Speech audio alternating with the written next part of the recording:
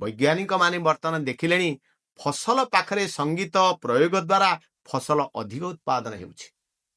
କେତେକ ବୈଜ୍ଞାନିକ ଫସଲ ପାଖରେ ସଙ୍ଗୀତ ଶୁଣିବା ଦ୍ୱାରା ଦେଖିଛନ୍ତି, ପରୀକ୍ଷା ନିରୀକ୍ଷା କରିଛନ୍ତି, ଧାନ ଫସଲ ଭଲ ହେଉଛି, ଗଛରେ ଭଲ ନଡ଼ିଆ ଫଳ ଆସୁଛି। କିନ୍ତୁ ଏ କଥା ଆମେ ଆଗରୁ ମଧ୍ୟ ଆମ ସଂସ୍କୃତିରେ ରହିଛି। ଯେତେବେଳେ ଆମ ସେଇ ଦଣ୍ଡନାଚକୁ ଯିବା, ସେଇ ଦଣ୍ଡନାଚରେ ମଧ୍ୟ ଆମର ଯେଉଁ ଲୋକ ସଙ୍ଗୀତ ରହିଛି, ଧାନ ରୁଆ ଗୀତ। ଆମର ଗଞ୍ଜାମ ଅଞ୍ଚଳରେ ମଧ୍ୟ ମୁଁ ଦେଖିଛି, ଯେତେବେଳେ ଝିଅ ବୋହୂମାନେ ଧାନ ରୋଇବାକୁ ଯାଆନ୍ତି, ସେତେବେଳେ ଗୀତ ଗାଇ ଗାଇ ଧାନଟିଏ ରୁଅନ୍ତି। ଧାନରେ ମାଣ୍ଡିଆ ମିଶୁ, ସରୁ ସରୁ କିରିଲ ବନ୍ଦିଆ ବସୁ, ବନ୍ଦିଆ ବସୁ ସେ ତ ସାଉକୁ ସୁନ୍ଦର ଦିଶୁ।